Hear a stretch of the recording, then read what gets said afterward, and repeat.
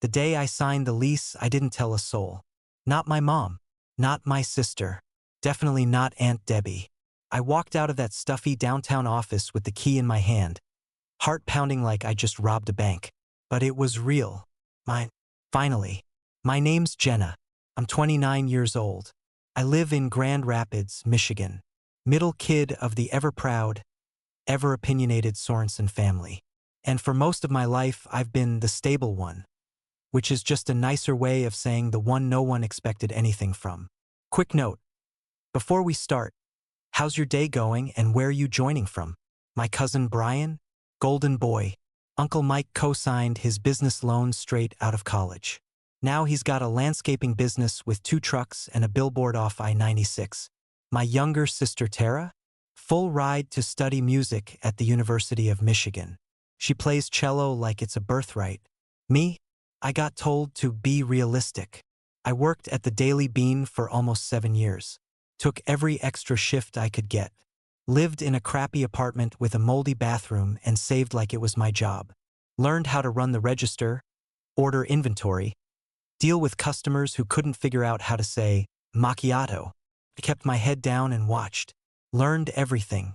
And last Tuesday, I signed the lease on my dream. It's a skinny brick building off Leon Street. Used to be a law office or something. High ceilings, weird mezzanine, skylights that leak a little when it rains, but I saw potential. I called it the Brew Attic. Vintage lighting, thrifted armchairs, chalkboard menus I hand-lettered myself. I wanted it to feel like the kind of place you find once and never forget. Nobody knew. I wanted it to be a surprise, not just the business, but the fact that I pulled it off without anyone's hand-holding or second-guessing. I planned a grand opening this fall. Thought maybe they'd finally look at me and see more than the safe, quiet middle child. But of course, that's not how this story goes. I had the space for maybe 3 weeks. Still smelled like fresh paint and wood polish. Still had a hole in the back wall I hadn't patched yet. I was picking out mugs online when it all blew up. Because apparently, keeping a secret in this family only works if your name isn't Jenna Sorensen. And that's when everything went sideways. I was behind the pastry case at the bookstore CAFÉ, trying to scrub dried caramel off a cookie tray, when my phone buzzed. Motion alert. I glanced down, expecting some squirrel to be darting across the front step again. But it wasn't a squirrel. It was my Aunt Debbie, standing outside my cafe. And she wasn't alone. Melissa was with her, Brian's wife, along with some woman I didn't recognize. Blonde, mid-40s, high heels. Realtor energy. I tapped the feed. They were all looking up at the sign above the door, squinting like they were casing the place. And then, right there on camera, Aunt Debbie pulled a key from her purse. My stomach dropped. I watched her unlock the front door like she owned it.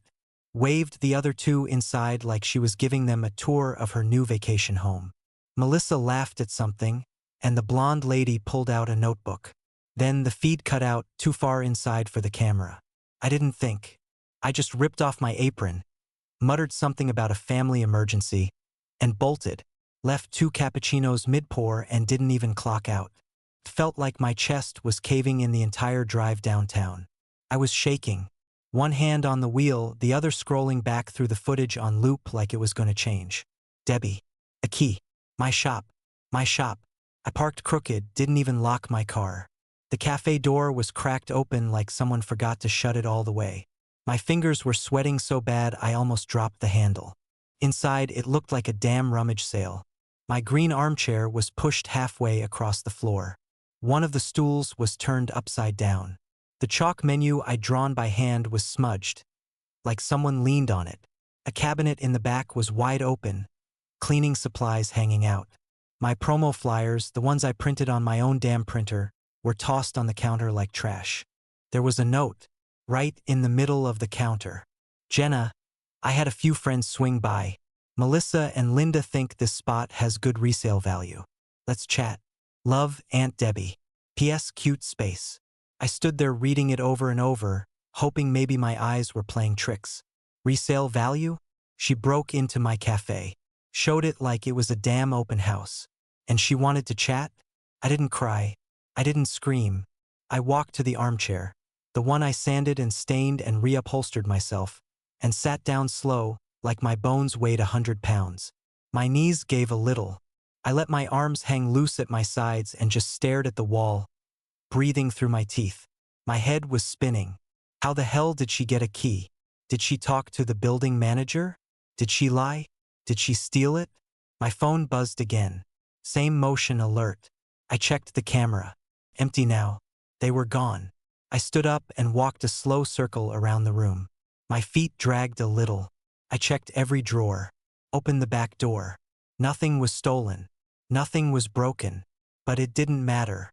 It still felt like something had been ripped open. I looked at the flyers on the counter, bent at the corners, one with a smudge of lipstick on it. That stupid note sitting right on top. I crumpled it in my fist. This wasn't just pushy or nosy. This was a line crossed, burned, and pissed on. And if she thought I was gonna just roll over and chat after this, she had no idea who she was messing with. I didn't even wait to get home. I sat in the back room of the cafe, legs sticking to the cracked vinyl bench I hadn't reupholstered yet, and hit Aunt Debbie's name on my screen. 1 ring. 2. She picked up like we were about to talk about brunch. Well, hey, sweetie. I was just thinking about you. Don't do that, I snapped. Don't act like this is normal. There was a pause, then a light laugh. Okay, I take it you found my note. You broke into my shop. Oh, come on, Jenna. I had a key. Yeah. How exactly did you get that key? She exhaled through her nose like I was asking something silly. I have connections. You know, the building used to belong to a friend of mine back in the 80s. I made a few calls, asked around. The manager said some young, serious girl signed the lease. Sounded like you. So I figured I'd stop by. You copied a key to my business. I just wanted to check in. You didn't tell anyone about this place. You think that's not gonna raise eyebrows? You don't get to do that, I said low and sharp. You don't get to walk in with strangers and talk about resale value. I didn't mean it like that, she said, tone shifting. It's just look, Melissa and Linda were curious. That spot's got potential. If you're not fully committed, this could be a great time to flip it. You'd probably double what you put in. I stood up so fast my hip hit the edge of the counter. I'm not flipping anything. I've been building this for years. Jenna, honey, don't take it the wrong way. You've always been creative, but let's be honest. Running a business is a whole different ballgame. I've seen people your age sink fast when they jump in too deep. My teeth clenched so tight I could feel the pressure in my temples. I didn't ask for your help. No, but clearly you need some guidance. And if this doesn't work out, it's not the end of the world. You're still young. You can bounce back. That was the part that did it. That smug little tone, like she was being the reasonable one. Like I was a child playing pretend. I'm changing the locks, I said. Don't come back. She scoffed. Excuse me? You heard me. If you or your connections try this again, I'll report it. Wow, she said. Like I was the one crossing the line. Ungrateful much? I hung up. I stared at the wall for a second, breathing hard, then grabbed my phone again. Searched Commercial Locksmiths Grand Rapids. Called the first number that didn't look like a scam. Booked the guy for the next morning. I wanted everything changed. Deadbolts, door codes, whatever he had. Then I sat on the floor, right where that note had been, and just stayed there. It wasn't just the key, or the note, or even the way she tried to sell my cafe like it was a used car. It was every dinner table smirk. Every, maybe try something more stable. Every time they nodded at Brian's newest lawnmower like it was a spaceship, but side-eyed me for carrying a sketchbook. They never saw me as capable. Not once. But they would now. They had to. By the next morning, my eyes felt like I hadn't blinked in hours. I barely slept.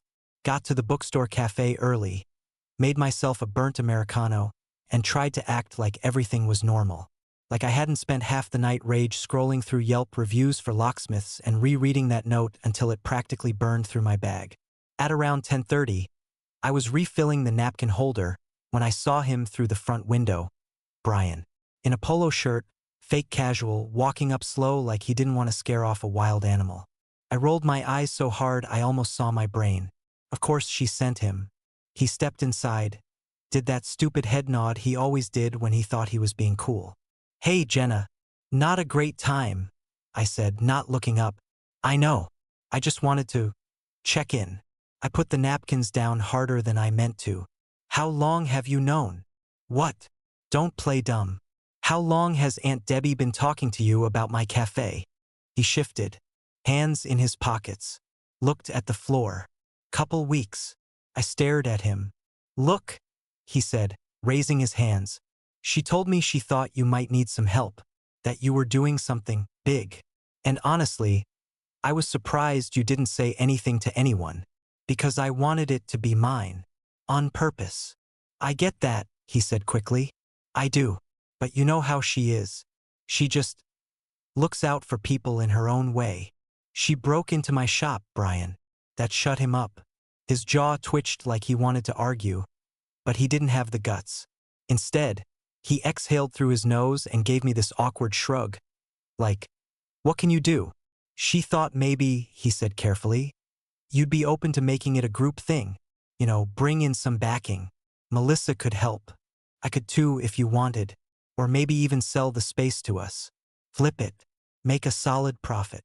I stared at him like he'd grown a second head. "You want to buy my cafe?" "No, not me. Debbie. Melissa, maybe. Or as a family investment, I don't know. It was just an idea. She said you hadn't committed yet." "I leased it, Brian. I'm literally renovating it.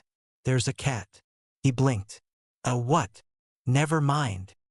He rubbed the back of his neck, looking like he wished he hadn't come. "Good." I wanted him to squirm. "You know what the worst part is?" I said, stepping closer, dropping my voice. "Not that she showed up. Not even that she walked in with a key. It's that you all still see me as someone who needs saving. Like I'm 5 and about to stick a fork in a socket. That's not fair. I've worked for years, Brian. Paid for everything myself. Planned every detail. I didn't ask anyone for a dime, and you still think I don't know what I'm doing." He held his hands up again, palms out. "I'm not here to fight." "Good," I said, "because this is the last warning. If you or Debbie or anyone else shows up uninvited again, I'm calling the police. Period." He opened his mouth, then closed it again. Nodded once. "Okay," he muttered. "Got it." I walked away before he could say anything else. Let him stew in it. Mark, the locksmith, showed up right on time. Clean polo, clipboard in hand, didn't ask a single question. He glanced at the old deadbolt, nodded once, and got to work like this was just another Tuesday. I liked that. No small talk, no weird looks, just tools in hand and a job to do. I followed him around, showing him every lock, front door, back delivery door, and the busted latch on the side entrance that never quite clicked right. I upgraded everything. New deadbolts, keypad entry for the back, fresh strike plates, longer screws. If someone wanted in again, they'd have to kick down the damn wall. "Code set," he said after the last beep of the keypad. "Just don't forget, Em." "I won't," I said, handing him cash plus a solid tip. "Thanks, Mark." He gave a polite nod and left. 5 minutes later, Aunt Debbie showed up. I didn't even hear her car. Just looked up and there she was. Palms flat on the glass door, face scrunched like I owed her rent. "Jenna!" she shouted through the door. "Open up." I stayed behind the counter. My hand hovered near the light switch. I wasn't giving her anything. She banged once. "Don't play games with me. We need to talk." I crossed my arms. "We talked. You broke into my shop. End of story." "Oh, please," she said, laughing like this was a soap opera. "You're really going to be dramatic now?" I was trying to help. You don't help people by stealing their keys and showing their property to strangers. I was looking out for you. No. You were controlling the situation like you always do. I took a few steps toward the door but didn't unlock it. You didn't trust me, so you tried to hijack it. Her face twisted. "You're being ungrateful. Do you know how many people would kill for the kind of support you have in this family?" "Support?" I scoffed. "Brian gets loans. Tara gets scholarships. I get lectures. I get called creative like it's a bad word. You're reckless and stubborn. You always have been.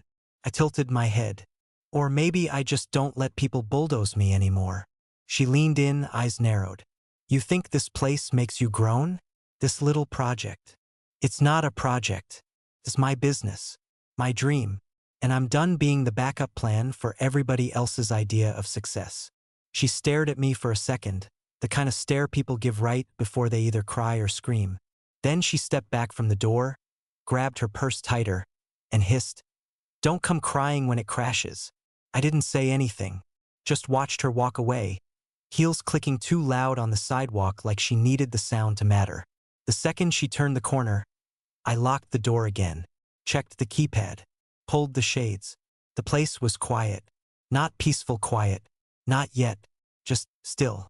Cold. A little. But mine. I didn't hear from anyone for 2 full weeks. No calls. No texts. Not even a "you good" meme from Tara, which for her was practically a wellness check. Aunt Debbie vanished like we were strangers. Brian kept his distance. Melissa. Radio silence. It was weird how loud the quiet felt. I buried myself in the cafe. There was plenty to do. I painted the back wall a deeper shade of green. Finally covered up the old water stain that looked like Michigan flipped sideways. I found a used espresso machine online from a guy in Kalamazoo. Drove 2 hours to get it. Tested every button like it was gold. I kept busy. That was the point. Muffin, the orange stray that decided I was hers, started showing up like clockwork again. Slipped through the delivery door every morning like she was punching in. Slept in the same armchair Debbie had knocked out of place. That cat didn't trust anyone but me. Smart girl. Still, I could feel the weight in the air. Like the walls knew something was off. Like even Muffin could smell the tension. She was quieter, clingier, followed me from room to room, eyes wide, tail twitching. I didn't talk about it. Not even to her. Sometimes I'd catch myself scrolling my contacts, thumb hovering over Tara's name, half a second from texting her something casual, something dumb. You ever stain a counter and hate the color after it dries? Just something to open the door. But I never hit send. I kept hearing Debbie's voice in my head, that sharp little hiss. Don't come crying when it crashes. Played on loop. Made me wonder if maybe I had overreacted. Maybe I could have talked it out. Maybe I didn't need to shut everyone out with locks and threats and police talk. But then I'd remember the video. Debbie unlocking my door. Leading strangers inside. Pointing. Laughing. Walking through my dream like it was a piece of property she picked up at a garage sale. She was trying to sell my business before I even opened the damn thing. That wasn't just overstepping, that was betrayal. Full stop. I stood by the new espresso machine one night, wiping it down, the hum of the fridge behind me the only sound in the building.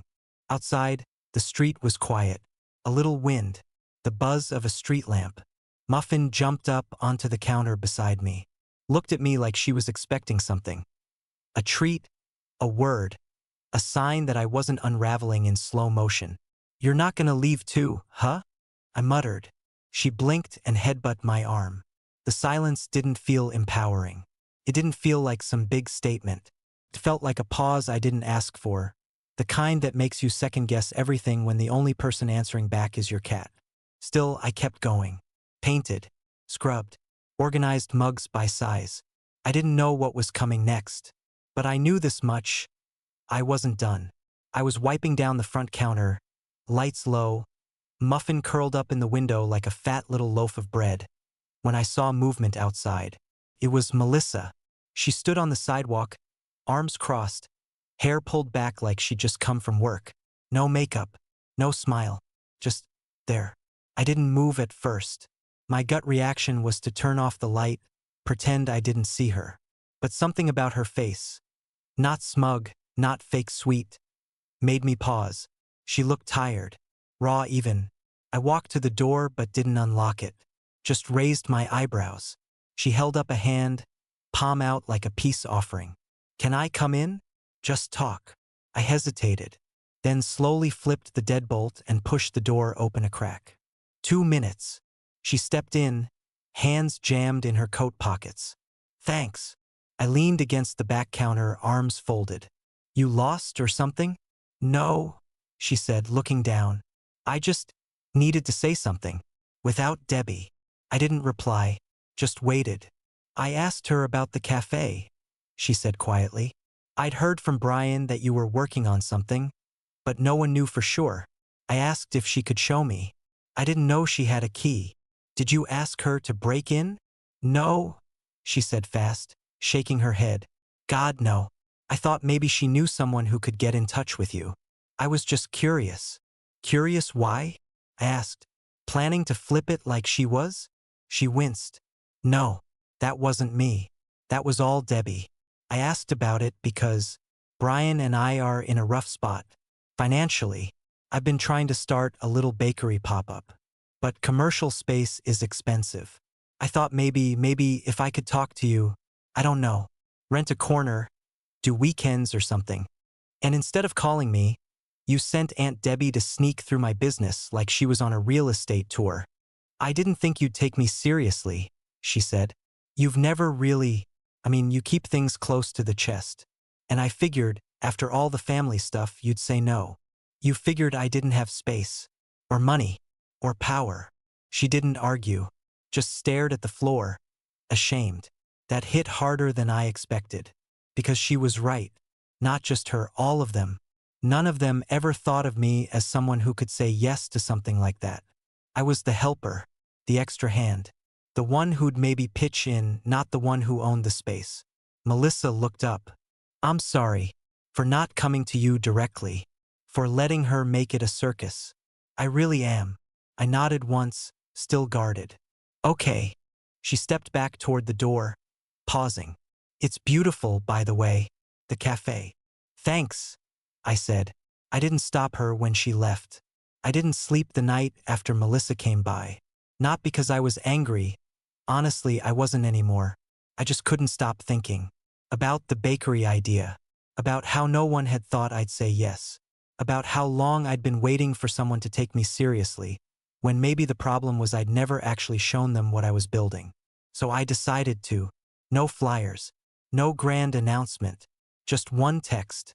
I typed it out, stared at it for a full minute, then hit send to the family group chat.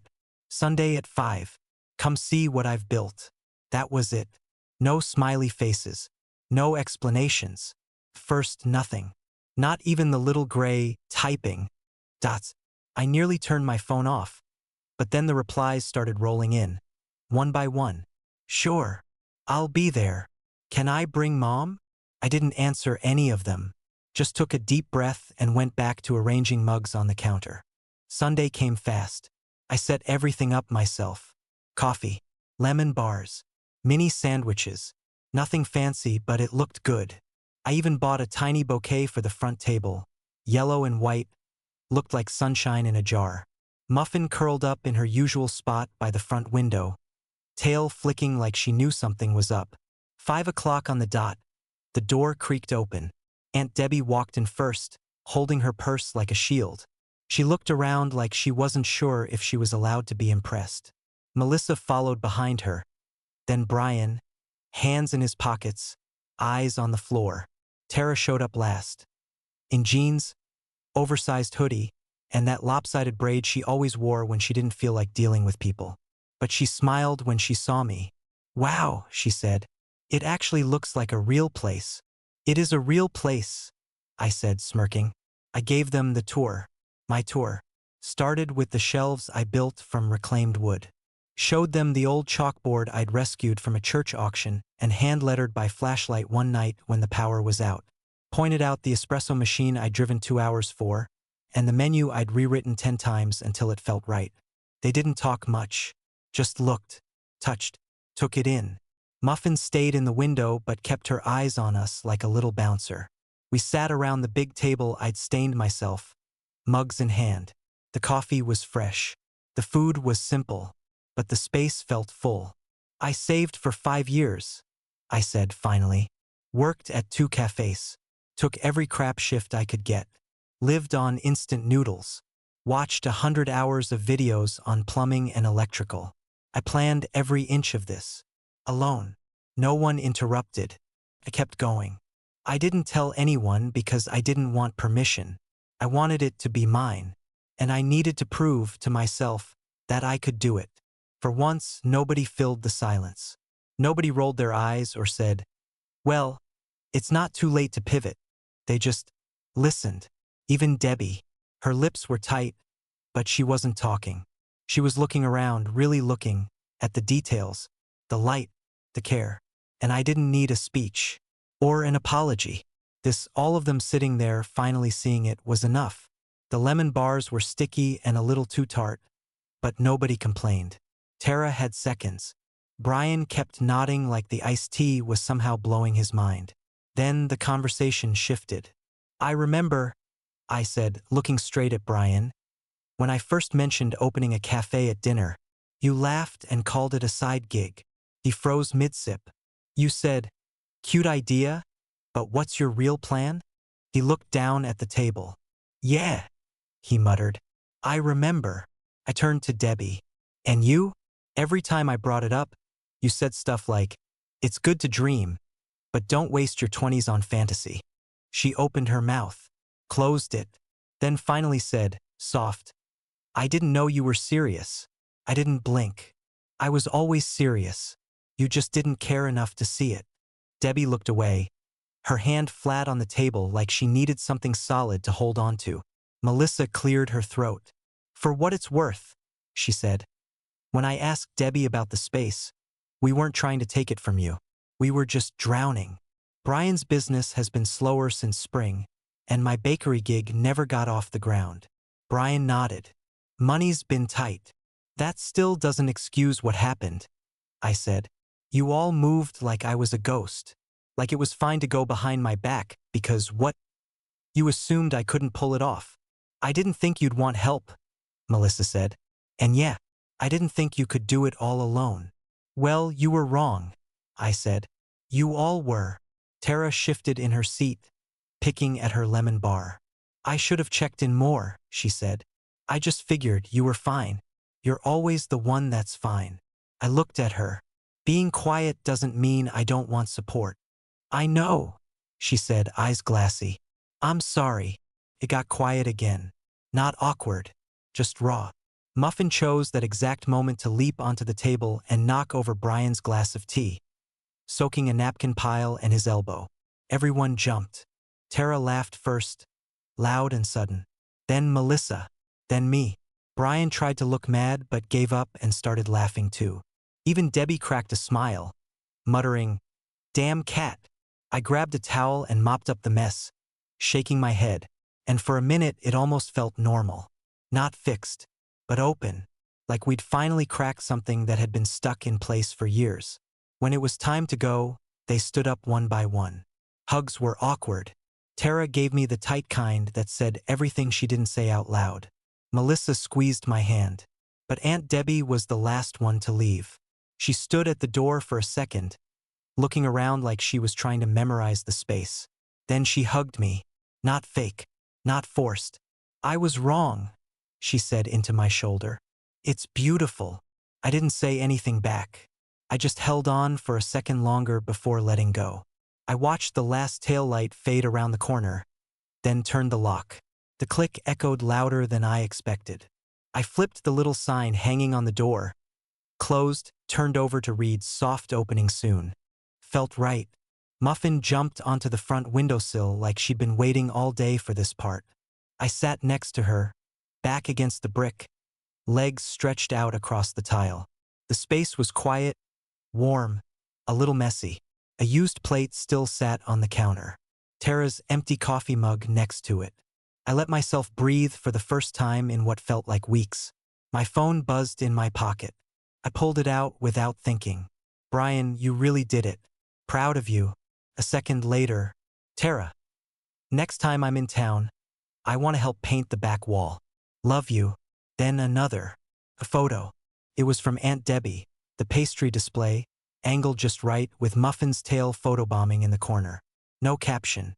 Just, "Sorry. And thank you." I stared at it for a while. Not because I needed to, but because it was enough. I didn't need their validation. Not anymore. But it was something to have them finally really look, at what I'd built and see it for what it was. Not an idea. Not a hobby. A business. A space. A dream with walls and doors and espresso machines I installed myself. Something shifted in my chest. Not pride. Exactly. Just quiet. Like something had finally landed. They knew now. They saw me now. But the difference was they saw it because I showed them. Not because I asked for permission. I looked around at the thrifted chairs, the chalkboard menu, the light catching on the front glass. Yeah. This place was mine. Would you have invited them after what they did? Drop your answer in the comments. And if this story hit home, be sure to like and subscribe for more.